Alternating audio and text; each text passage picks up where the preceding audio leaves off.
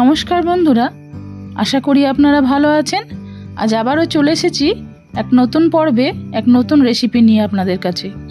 আজকের রেসিপি কাঁচা কলার মুইঠা। অনেকে অনেক রকমভাবে এই মুইঠা তৈরি করেন। আমি চেষ্টা করেছি একদম অথেন্টিকভাবে এই রেসিপিটা তৈরি করার। তাহলে চলুন রেসিপিটা শুরু করি।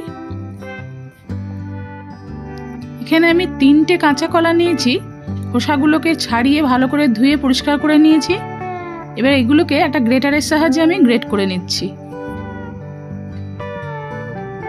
দেখুন বন্ধুরা, কাঁচা কলাটা গ্রেট করা হয়ে গেছে। এবার আগের থেকে এখানে আমি আলু সেদ্ধ করে রেখেছি। আলুগুলোকে আমি খোসা সমেতই সেদ্ধ করে নিয়েছি। এতে আলুর টেস্টও হয় ভালো, আর আলুগুলো একদম গলে যায় না।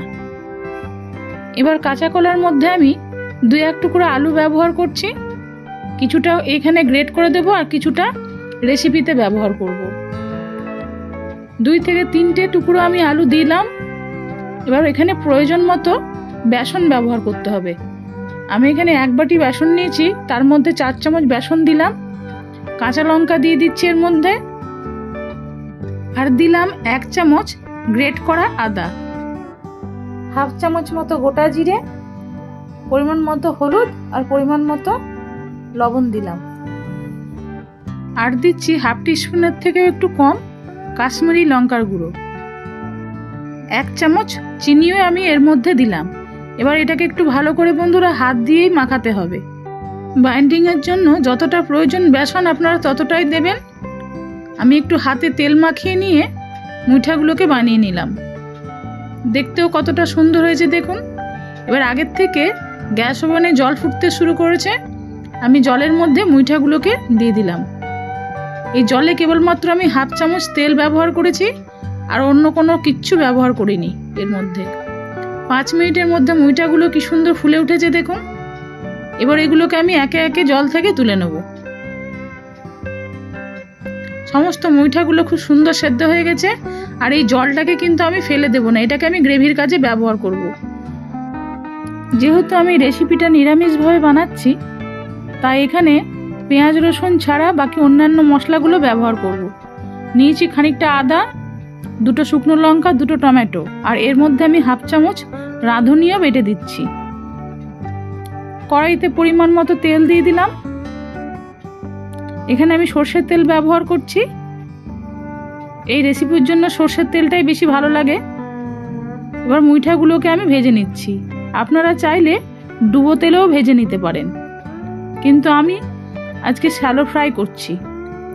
দুবারে আমি মুইঠাগুলোকে ভেজে নেব। একটু এপিট ওপিট করে উল্টে ভালো করে মুচমুচে করে আপনাদের মুইঠাগুলোকে ভেজে নিতে হবে।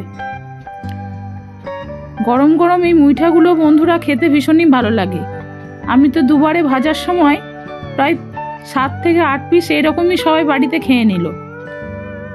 এবার এখান থেকে বেশ কিছুটা তেল আমি তুলে নিলাম। তারপর এর মধ্যে এবার আমি আলুগুলোকে ভেজে নেব। আলুর পরিমাণটা একটু কম দিয়েছি, যেহেতু মুইঠার পরিমাণটা বেশি ছিল। আপনারা চাইলে আলু ছাড়াও এই রেসিপিটা করতে পারেন। 2-1 মিনিট পরে আমি আলুগুলোকেও তুলে নিলাম। হালকা করে ভেজে তুলে নিয়েছি। এরপর এতে আমি আরও 2 চামচ তেল দিয়ে দিচ্ছি। গোটা গরম মশলা আর 2টো তেজপাতা আর 1/2 চামচ মতো জিরে আমি এখানে ফোড়ন দিচ্ছি। এবার দিয়ে দিচ্ছি আদা, টমেটো আর রাঁধুনির পেস্ট। তারপর ভালো করে মশলাটাকে একটু কষে নিতে হবে 2-3 মিনিট ধরে। এই সময় আমি দিয়ে দিচ্ছি মশলার মধ্যে পরিমাণ মতো হলুদ, 1/2 চামচ ধনে গুঁড়ো, 1/2 চামচ জিরে গুঁড়ো, দিয়ে দিলাম এখানে 1/2 চামচ কাশ্মীরি লঙ্কা গুঁড়ো, পরিমাণ মতো লবণ, আর 1 চামচ চিনি। এবার মশলাটাকে আরও একবার ভালো করে একটু কষে নিচ্ছি। এর মধ্যে দিয়ে দিচ্ছি আমি একটু হিং। একটু জল দিয়ে গুলে হিংটা দিয়ে দিলাম। আপনারা চাইলে ফোড়নের সময়তেও হিংটা দিতে পারেন। ভালো করে মশলাটাকে 2-1 মিনিট একটু কষে নিয়ে আমি এর মধ্যে দিয়ে দিচ্ছি মুইঠা সিদ্ধ করে রাখা জলটা। এরপর ঢাকা দিয়ে আমি আরও 2-1 মিনিট রেখে দিচ্ছি, যতক্ষণ না মশলা থেকে তেল ছেড়ে আসে। দেখুন বন্ধুরা, মশলাটা সুন্দর কষানো হয়ে গেছে। এই সময় আমি ভেজে রাখা আলুগুলোকে দিয়ে আবার একটু নেড়ে নিচ্ছি। তারপরে বাকি যে জলটা ছিল মুইঠা সেদ্ধ করে রাখা সেটা আমি দিয়ে আলুটাকে একটু ফুটিয়ে নেব।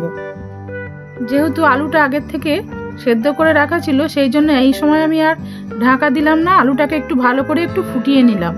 আপনাদের যদি আলু সেদ্ধ করা না থাকে তাহলে আলুটাকে ভেজে নিয়ে করলে সেক্ষেত্রে সময়টা একটু বেশি লাগবে, তাহলে আপনারা ঢাকা দিয়ে 5-7 মিনিট একটু ফুটিয়ে নেবেন।